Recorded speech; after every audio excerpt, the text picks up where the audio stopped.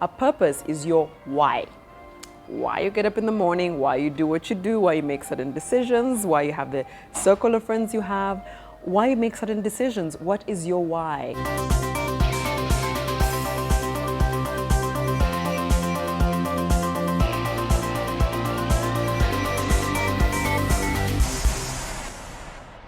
Today in the vlog, wow, first of all, a big thank you to Rebecca Nanjago. She invited me to an event called Swap and Talk. And I had, in my mind, I said, great, you know what? I'll film that so we can share it on YouTube. But I was more than surprised. The ladies were amazing. They were open. They were discussing things from their heart, which brings me to the fact that I will not share everything from that day because they were sharing something so personal, so I don't want to invade their privacy. But thank you, ladies, for inviting me to Swap and Talk. I had such a good time. And throughout this vlog, one, I'm going to share with you about their theme. They're trying to have us talk about how to live purposefully, which is why this vlog today is titled Living Purposefully. The first of the points is you. And I shared this with the girls at Swap and Talk. I said, you are very key to your purpose. Because let me tell you, there's no way you are telling me that you know your purpose in this world without knowing yourself. So first key is to love yourself, know yourself, understand yourself. What does this include? The strengths, the weaknesses, yeah, the good and the bad. You need to know that, you know what, I'm not very good with time. I just generally sleep a bit, you know, and I'll be 20 minutes, 30 minutes late. That's just a weakness that I have. I will be late for stuff. So that's a weakness. Or you say, my weakness is I can't focus. You put work in front of me and I will do it at the last minute. Come on, you relate to that. When you just can't concentrate in the time needed. And in the last 30 minutes, you panic, you throw papers, you start fidgeting because I have to get things done. But that's your weakness and you know it. You're good with it. So you have to know that. You have to look at yourself and say, you know what, let's tell the truth. I'm good at this, I'm good at that, but I'm not good at this and I'm not good at that. So when you know yourself, you know what you can achieve. How you can achieve it will come in knowing yourself.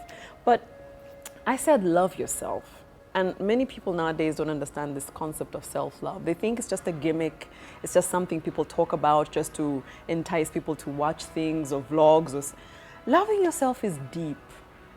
And it's painful and it's a sacrifice. In fact, here's something I shared with the girls about how I found it tough to love myself or find time for myself in my marriage. I almost literally just went crazy in the first month until I sat down and said, wait. What is this? What's happening? I have stopped pouring into myself. I'm pouring into my husband and the home and my family and society and my job. By the time I pour into me, it's midnight and I need to sleep. So I started to do things for me. Whether rain, whether shine, if I want to take an hour into the gym, I will take it. It's amazing that when you start pouring into yourself, when you start loving yourself, people actually don't have a problem with it. It was always you with the problem.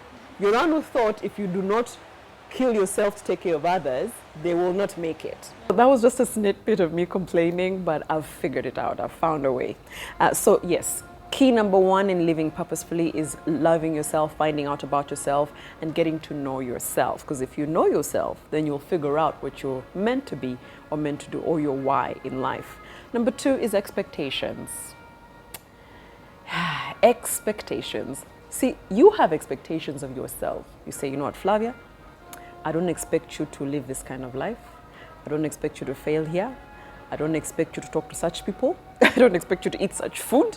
I don't expect you to gain such weight. I don't expect you to be this unhealthy. I don't expect you to lose money like this. That's you. Then you have your friends who have expectations of you. Flavia, the way I look at you, you're not the type of chick who can do this. Flavia, the way I see you, you're the type of girl who can't date this one. You know, and they probably do that to you. Then you have your family. By now, surely at 30, shouldn't you be married? By now, surely shouldn't you have gone for a master's? By now, surely, you mean jobs are scarce? How scarce? Come on. Oh, but by now, shouldn't you be driving? Those expectations from family, from friends, from everyone around you, even from yourself. One of the things you're going to deal with when you're living purposefully is to manage expectations. In Luganda, baga masala place. But it's to just say that, what do I want to be? What do I want to do? For now, my goal, to be honest, is just to make 1,000,000 shillings. I know I can make 3 million, but that's like in 3 years. So can I just dumb it down to today? So when you have goals, you give them to yourself daily, weekly, monthly, yearly, and then a 5-year plan. The reason is that you don't start panicking off a 5-year dream today. You just handle what is meant to be handled today.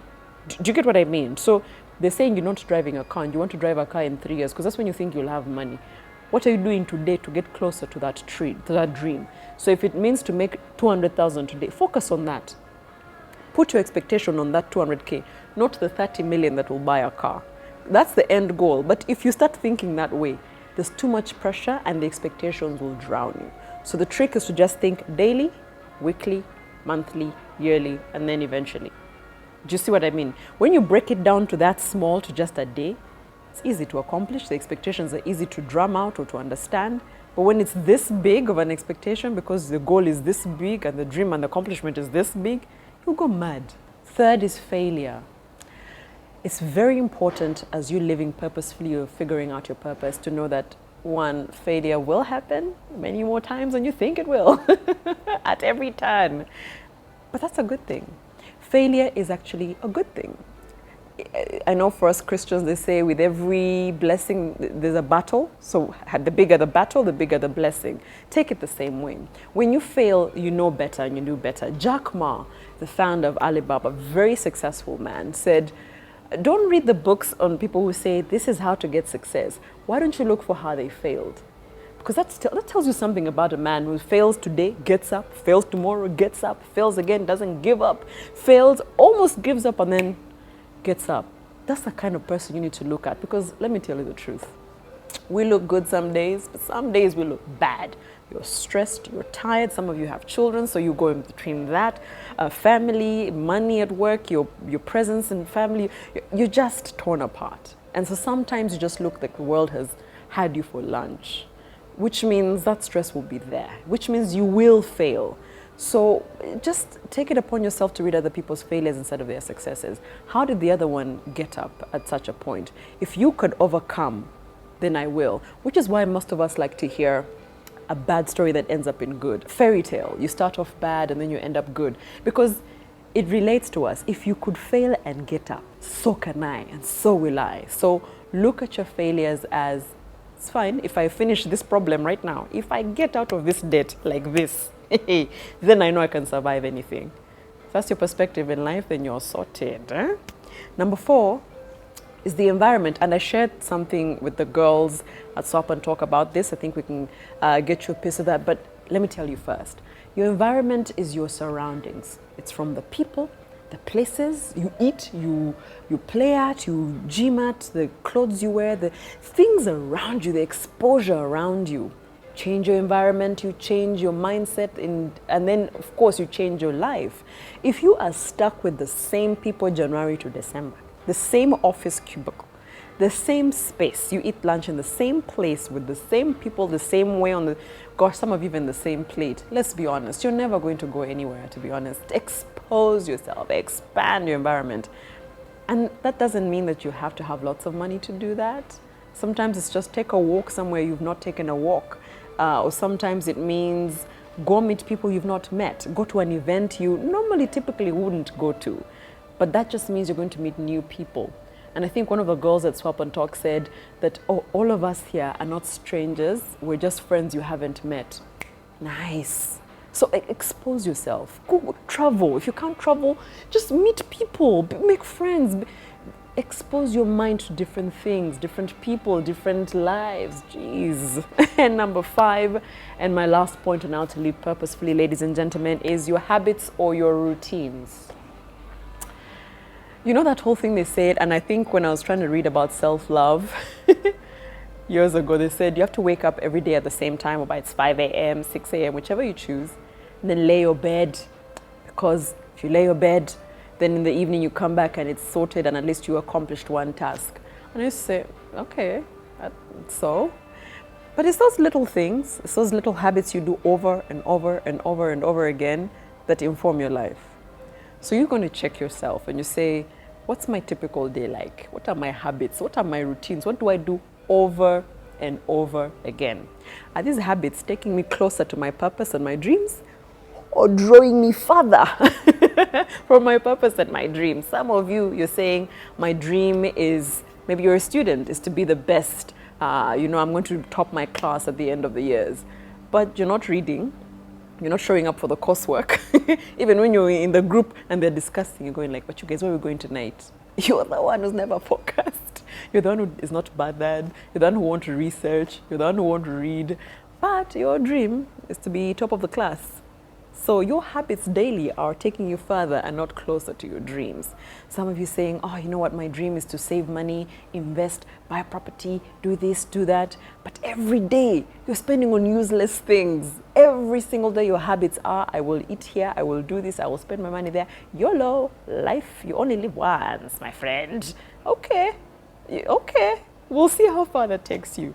So if you can just use those 5 points and they help you out, I'll be glad. Or you can also share in the comments section what you're using in your life to live purposefully, or how you feel we can all live purposefully. This space is for us to share. Okay, so I'm not just talking at you. We are having this together. So let me know in the comment section, what have you included in your life? It could be these 5 that I've shared, or something different on how to live purposefully. Make sure you grow, become better, do better, and know better. Until next week, bye.